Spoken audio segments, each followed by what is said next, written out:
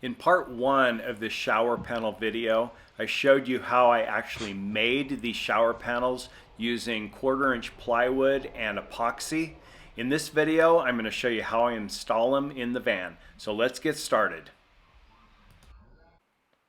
So the first thing I did is I waterproofed all of the inside walls of the shower and also the backs of all of the shower panels using RedGuard. This is a waterproofing material that's used in showers, in residential applications, and it kind of, you roll it on, it kind of turns into a rubber material. And I put 2 coats of that on the inside of the shower. I also, on the seams, used a waterproofing membrane embedded into the RedGuard to seal all those. So the epoxy shower panels are going to be completely waterproof. There will be seams that I'll be caulking with silicone caulk, but if for some reason some water got through, then the RedGuard would keep it from penetrating into the wood, and it would run down the back of the panels and into the shower pan.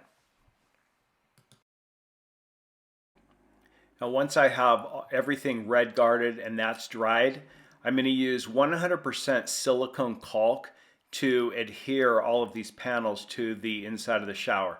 This is the sealing piece. You can see I've cut the hole for the puck light that's going to be in the middle. I like to do dollops of the silicone because it squishes out, and if there are areas that are not perfectly flat, the dollops will tend to fill those voids.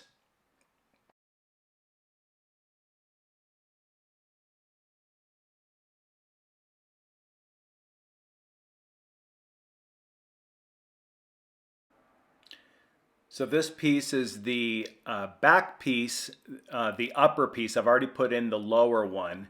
And I did have to do some trimming, some test fitting and trimming to get these to fit in really tightly. Want to have a little bit of a gap that I can fill with caulk, but just to be able to get these in the shower was a chore.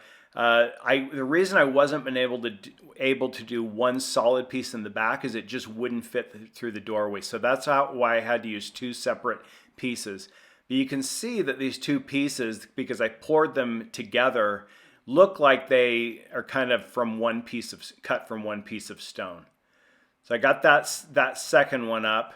And then what I'll do is I will use some pieces of wood to keep pressure on those for about 24 hours until these dry. Then I went ahead and reconnected the puck light into the ceiling and put that up. I just cut the hole in the epoxy panel and inserted it up in there, and make sure that it works.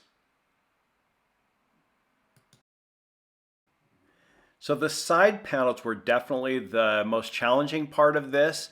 I did template it out and I cut them a little bit oversized, but once you get the back piece in and everything, it's just, it took me probably 5 or 6 times of pulling it in and trimming it down to get it to fit really nicely. I did wait 24 hours after I put the back piece in so that the silicone had a chance to cure before I took the piece of wood out. And then I went ahead and put these, the 2 side pieces in.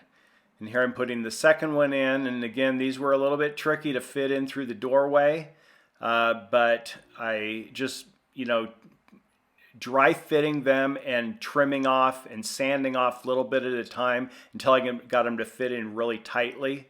And then I went ahead and put those in and used some pieces of wood to support those while they dried overnight. So now that I've got the shower panels in, I'm going to caulk to seal off all of the seams.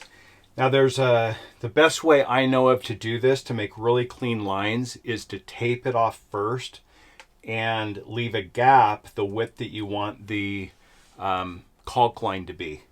And this gives a really professional finished look to it. And so let me show you how that works. And some people will just put the caulk and run a seam and then run their finger along it and wipe off the excess, but it ends up being a little bit messy. On the shower, you want to use 100% silicone caulk. I'm going to be using white. That'll leave a nice, leave a white line. They have a gray, but it's a little bit dark, and so I'm just going to do white. I think that looks really clean. So let me show you how that works.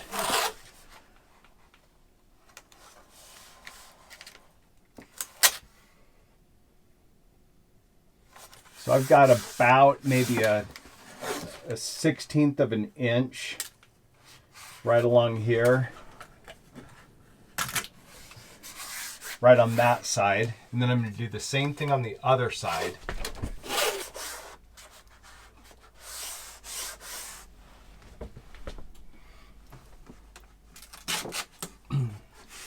Now, because this is such a small area, it's hard to even get my head around to be able to see if I've got a straight line or not. So I'm going to do this in small little sections, which makes it a little bit easier.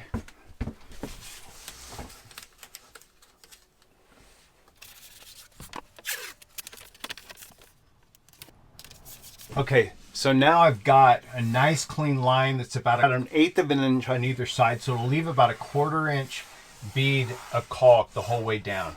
So I'm going to show you what that looks like.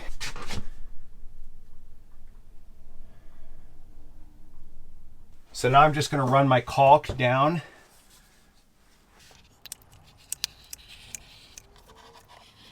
And now that I've got the caulk there, I'm just going to wipe it and to create a nice line, and then wipe it off with this. I like to put a glove on because the silicone caulk is pretty messy. And then I'll just wipe it off on this rag.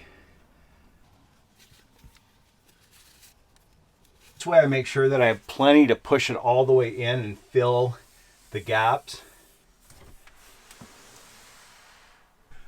Okay, so now I've got it wiped. I've got the excess wiped away. And now while it's still pretty wet, I want to peel off my tape so that it doesn't, when I peel off the tape, it doesn't peel off any of the silicone.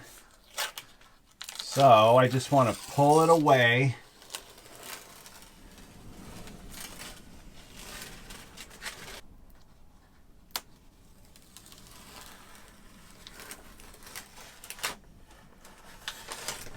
And as you're pulling, you just want to pull it away so that you don't mess up the caulk line.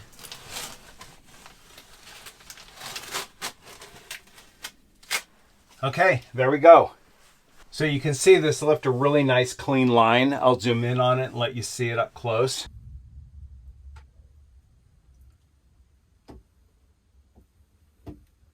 Now this is a bit of a process working in such tight quarters because I don't want to mess up this line and accidentally bump it. So I'm going to let this dry for about 20 minutes before I do the next one. So I'm going to, just do a section at a time and go pretty slowly and, let them dry. So I'm working on other things. I'll just come back every 20 minutes or so and do another line. But that's what it's going to look like. So once I had all of the caulking done, I was ready to install my floor and my toilet. So I got a teak floor and then I cut it to fit the inside of my shower pan. And that was quite a process, just kind of cutting and sanding to get it just right. I made a template out of cardboard first. And then I'm installing a Laveo dry flush toilet, and I'll do another video review. I really like this. We've used it on our first trip that we did. But there it is, fits in there. It's got a little bracket that secures it to the floor, and then we can take it out when we shower. Have a Nautilus door that's self-cleaning. And so we're really happy with the way the shower turned out. Let us know what you think in the comments. Thank you so much for watching these videos. We'd love for you to subscribe to our channel. We'll continue to put up videos of the van build and also of our travels in the van. And really appreciate your support, and give us a thumbs up if you like this video, and we'll see you in the next one. Have a great day.